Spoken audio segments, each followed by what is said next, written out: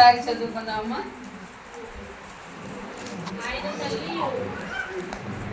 చదవరా. ఆయన తల్లి సహోదరియు భార్య అయిన మరియ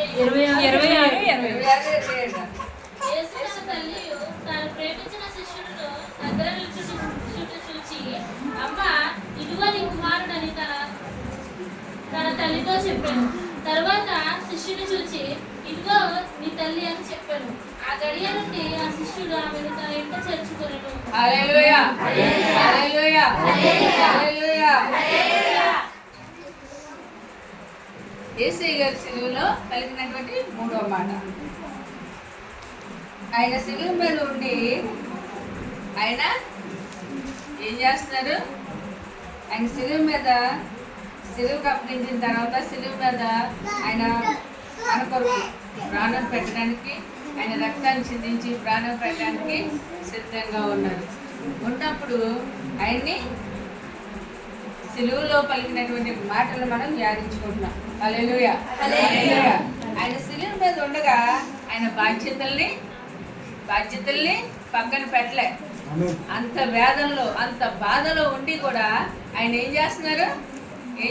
ఆయన ప్రతి విషయాన్ని కూడా బాధ్యత నేర్పుతున్నాడు. ప్రజలు ఎలా ఉండాలి, బిడ్డలు ఎలా జీవించాలి అనేది తండ్రి చూపించినటువంటి మాదిరి ఇది. మనం ఇలా కూర్చుని ఉన్నాము అని అంటే మనంతటి మనం కూర్చుని ఉన్నామా? దేవుడిచ్చినటువంటి భాగ్యం ఇది. హల్లెలూయా, హల్లెలూయా, హల్లెలూయా. ఆయన మనకి ప్రతి విషయాన్ని కూడా క్షుణ్ణంగా నేర్పుతూ ఆయన ఏం చేస్తున్నాడు? మనకి ప్రతి విషయాన్ని నేర్పిస్తూనే ఉన్నాడు. ఇంకా ఎందుకంటే పరిశుద్ధ గ్రంథం ధ్యానిస్తూ మనం బ్రతికినంత కాలం కూడా, మనం ఊపిరి ఉన్నంత కాలం కూడా ఈ బైబిల్ చదువుతూ ఉంటే ఆయన నేర్చుకుంటానే ఉంటాం. హల్లెలూయా, హల్లెలూయా. సిలువలో సిలువ వేయబడిన తర్వాత ఆయన ఏం చేస్తున్నారు? అందరూ దూరంగా పారిపోయారు, శిష్యులు దూరంగా వెళ్ళిపోయారు. ఒకవేళ వాళ్ళు దగ్గరుంటే వాళ్ళు కూడా సిలువ వేస్తారేమో, చంపేస్తారేమో.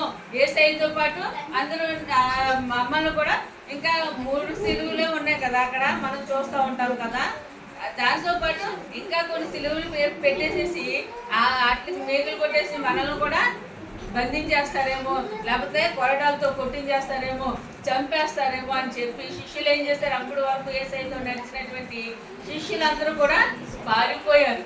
అంటే ప్రక్కకి తొలగిపోయారు. అంటే ప్రక్క తొలగడం అంటే దూరంగా ఉండి పారిపోయిన వాళ్ళు ఉన్నారు, దూరంగా ఉండి చూసి వాళ్ళు కూడా ఉన్నారు. హల్లెలూయా, హల్లెలూయా. కానీ అక్కడ తల్లి ఏం చేస్తుంది? తల్లితో పాటు కొంతమంది స్త్రీమూర్తులు ఏం చేస్తున్నారు? అక్కడ వేదన పడుతున్నారు. అయ్యో తండ్రి, కుమారుడు సిలువ మీద వేలాడుతుంటే ఈ మరియమ్మ ఏం చేస్తున్నారు? యేసయ్యని గర్భాన్ని మోసినటువంటి మరియ ఏంటి? ఆమె రక్త మాంసాలు యేసయ్యలో లేవు. యేసయ్య శ్రేష్టమైనటువంటి రక్తం కలిగి ఉన్నాడు. హల్లెలూయా, హల్లెలూయా. పరలోకం నుండి వచ్చినటువంటి రక్తంతో ఆయన పరిశుద్ధుడై ఉన్నాడు. హల్లెలూయా, హల్లెలూయా. భూమి మీద ఆమె గర్భాన్ని పరిశుద్ధాత్మ దేవుడు ఉపయోగించుకున్నాడు. ఆమె తల్లిగా యేసయ్య గారికి ఆమె తల్లిగా జీవించింది. హల్లెలూయా, హల్లెలూయా, హల్లెలూయా. ఆ తల్లి రక్తమాంస గర్భంలోని యేసయ్యను మోసింది కాబట్టి ఆమె వెలవెల్లాడిపోతుంది, నలిగిపోతుంది. యేసయ్యను సిలువలో చూసి తట్టుకోలేకపోతుంది, వేదన పడుతుంది, ఏడుస్తుంది, దుఃఖిస్తుంది. అందరూ దూరంగా పారిపోతున్నా కానీ ఆ తల్లిలు ఏం చేస్తున్నారు? వేదన చెందుతున్నారు. అలాగే యేసయ్యని అంతింగా ప్రేమించిన శిష్యుడు ఎవరండి? పేతురు. యేసయ్యని అమితంగా ప్రేమించిన శిష్యుడు పేతురు యేసయ్యని ప్రేమించి యేసయ్యని అప్పగించినప్పుడు ఏం చేశాడు పేతురు? నేను ఎరగను, నాకు తెలియదు అని చెప్పి పక్కకి వెళ్ళిపోయి బొక్కాడు. తర్వాత యేసయ్యని తీసుకెళ్తున్నప్పుడు చెవినెట్టేసి మళ్ళీ యేసయ్యే నమ్మించేశాడు. హల్లెలూయా, హల్లెలూయా. ఇక్కడ పేతురు సబ్జెక్ట్ కాదు, కానీ ఇక్కడ యేసయ్య ప్రేమించినటువంటి శిష్యుడు ఎవరు? యోహాను. హల్లెలూయా, హల్లెలూయా, హల్లెలూయా. ఒకరు యేసయ్యని అమితంగా ప్రేమించిన శిష్యుడు పేతురు అయితే యేసయ్య అమితంగా ప్రేమించినటువంటి శిష్యుడు ఎవరు?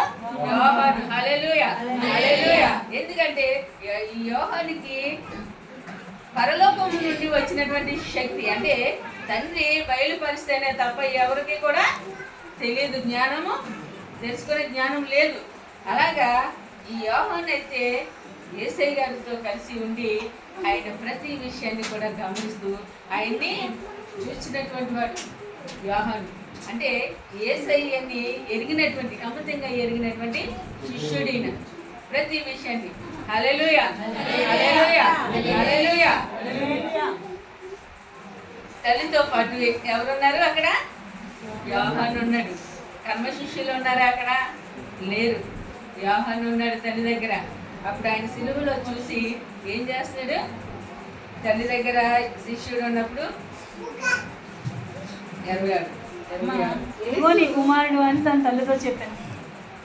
యేసు తన తల్లి తాను ప్రేమించిన శిష్యుడు దగ్గర నిలుచుండుట చూచి అమ్మా ఇదిగో నీ కుమారుడు అని తన తల్లితో చెప్పాను. హల్లెలూయా, హల్లెలూయా, హల్లెలూయా. తర్వాత శిష్యుని చూచి ఇదిగో నీ తల్లి అని చెప్పాను. ఆ గడియ నుండి ఆ శిష్యుడు ఆమెను తన ఇంట చేర్చుకునేను. హల్లెలూయా, హల్లెలూయా, హల్లెలూయా. తల్లి బాధ్యత ఎవరికి అప్పచెప్పాడు? యేసయ్య గారు యోహానికి అప్పచెప్పాడు, శిష్యుడికి అప్పచెప్పాడు. అయినా ఈ లోకంలో చూస్తే తల్లిదండ్రుల్ని ఎంత బాగా చూసేసుకుంటారండి చాలామంది. అంటే మనమని కాదండి, ఇక్కడ ఉన్న వాళ్ళు కాదు, కానీ సమాజంలో చూస్తే తల్లిదండ్రులకు విలువనిచ్చి బిడ్డలు ఎంతమంది ఉన్నారు? ఏదో ఒక వార్త చూస్తూ ఉంటాము, ఏదో ఒక సంఘటన చూస్తూ ఉంటాము. తల్లిదండ్రుల్ని అనాథాశ్రమాలకి విడిచిపెట్టేసి తల్లులు ఉన్నారు, లేకపోతే రోడ్డు ప్రక్కన వదిలేసి బిడ్డలు ఉన్నారు. తల్లిని పట్టించుకొని బిడ్డలు అనేక మంది ఉన్నారు. ముసలితనం వచ్చేసరికి సేదరించుకునే స్థితి ఉంటుంది చాలామందికి. అది ఎక్కడి వరకు వెళ్తుంది అని అంటే బిడ్డలందరికీ కూడా శాపంగా మారిపోతుంది. తెలుసుకోలేదు.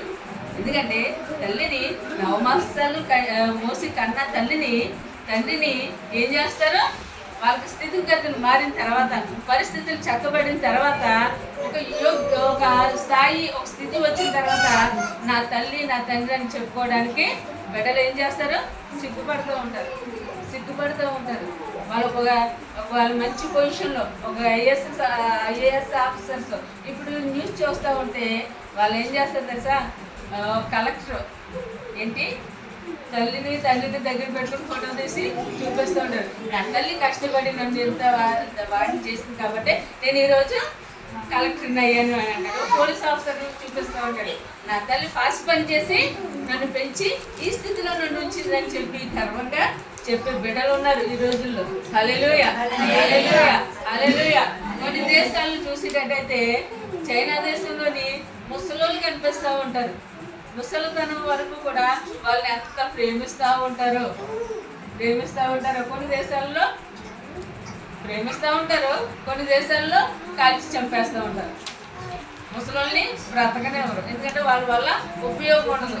భూమి మీద వాళ్ళు ఉండడం వల్ల అది భారం అని చెప్పి కొంతమంది తల్లిదండ్రులు ఏంటంటే దూరంగా తీసుకెళ్ళి వదిలేసేసి, లేకపోతే సముద్రాల్లో పడేసేసి, చంపేసేసి, ఇటువంటి స్థితి చాలా చాలా దేశాల్లో ఉంది.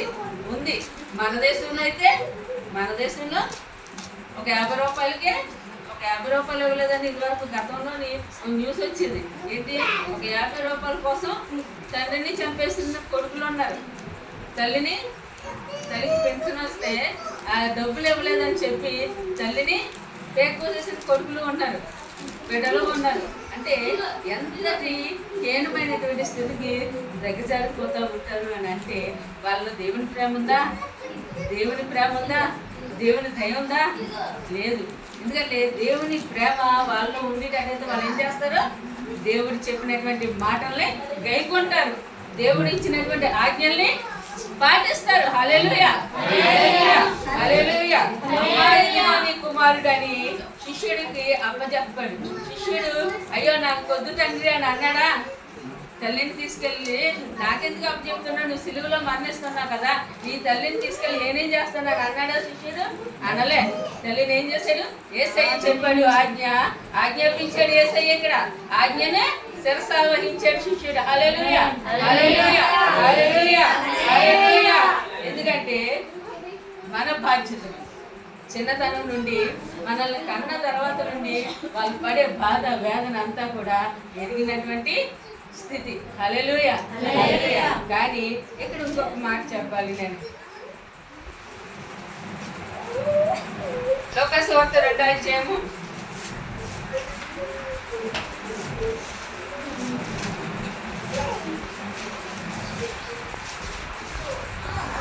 35వ వచనం చదువుతున్నామా? మరియు మరియా ఈ గృహంలోకి ఒక ఖడ్గం తీసుకుని పోవునని ఆయన తల్లి అయిన మరియతో చెప్పెను. హల్లెలూయా, హల్లెలూయా. ప్రవక్త అయిన సిమియోను ఇక్కడ మరియా తోటి చెప్తున్నాడు, అంటే ప్రవచిస్తున్నాడు. ఆయన ఒక ప్రవక్త ప్రవచిస్తున్నాడు. ఎవరితోటి? మరియా తోటి. ఈ గర్భంలోని ఒక ఖడ్గం దూసుకు వెళ్ళిపోతుంది అని. ఎందుకని? ఈ సిలువ మీద యేసయ్య మరణించవలసి ఉంది, ఆయన ప్రాణం పెట్టవలసి ఉంది. ఆ విషయం సిమియోను ఏం చేశాడు? ముందుగానే ప్రవచించాడు. హల్లెలూయా, హల్లెలూయా, హల్లెలూయా. ఈ మరియా ఏం చేస్తుంది? ప్రతి విషయాన్ని కూడా యేసయ్య విషయంలో పరిశుద్ధాత్మ దేవుడు తన గర్భంలో వేసినప్పుడు ఆయన చెప్పినటువంటి మాటను బట్టి అప్పటి నుండి కూడా యేసయ్య బయటకు వచ్చిన తర్వాత యేసయ్య నడవడిక ప్రతి విషయాన్ని కూడా గమనిస్తున్నటువంటి తల్లి ఈవిడి.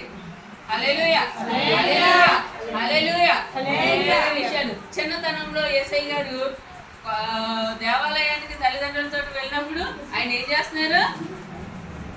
దేవాలయంలో యేసయ్య గారు బాలుడిగా ఉన్నప్పుడే ఆయన ఏం చేస్తున్నాడు? ఆయన సువార్త ప్రకటిస్తున్నాడు, వాక్యాన్ని ప్రకటిస్తున్నాడు. హల్లెలూయా, హల్లెలూయా. అయ్యో కుమారుడు వచ్చేసాడు కదా, కూడా వచ్చేస్తున్నాడు కదా అని వెళ్ళిపోయింది మరియమ్మ. కానీ తల్లిదండ్రులతో యేసయ్య గారు వెళ్ళలేదు. అక్కడ ఆయన బాధ్యత అప్పటి నుండి బాలుడైన యేసయ్య చిన్నతనం నుండి ఆయన ఏం చేస్తున్నాడు? ఆయన బాధ్యతని నెరవేరుస్తూనే వచ్చాడు. హల్లెలూయా, హల్లెలూయా, హల్లెలూయా. మరియా ఏం చేస్తుంది? తండ్రి చేసే ప్రతి విషయాన్ని కూడా యేసయ్య నడిచి ప్రతి విషయాన్ని కూడా ఆమె క్షుణ్ణంగా గమనిస్తుంది. ఎందుకంటే పరిశుద్ధాత్మ శక్తితోటి ఆ దేవాది దేవుని కుమారుడు ఆమె గర్భాన్ని ఉద్భవించాడు కాబట్టి ఆ వాక్యాన్ని ఆ స్థితిని ఆమె అనుభవిస్తూ పులకరించిపోతూ ఉంది. హల్లెలూయా, హల్లెలూయా, హల్లెలూయా. 51వ వచనం సరే 2వ వచనంలోనే 50 అంతటా ఆయన వారితో కూడా బయలుదేరి నజరేతులకు వచ్చి వారికి లోబడి ఉండెను. ఆయన తల్లి సంగతులన్నింటినీ తన హృదయంలో భద్రము చేసుకునేను. హల్లెలూయా, హల్లెలూయా, హల్లెలూయా. అంతటా ఆయన వారితో కూడా బయలుదేరి నజరేతులకు వచ్చి వారికి లోబడి ఉన్నాడు. ఎవరికి లోబడి ఉన్నాడు? ఆయన తల్లిదండ్రులకి లోబడి ఉన్నాడు. లోబడి ఉండి తల్లితోటి ఉన్నాడు కాబట్టి ఆమె ఆ విషయాలన్నీ కూడా ఆమె హృదయంలో భద్రం చేసుకుని ఉంది. హల్లెలూయా, హల్లెలూయా, హల్లెలూయా. చిన్న మాట తీసుకుని మాటలు ముగిస్తాను నేను. ఎఫెసీయులకు రాసిన పత్రిక 6వ అధ్యాయము 1 నుండి.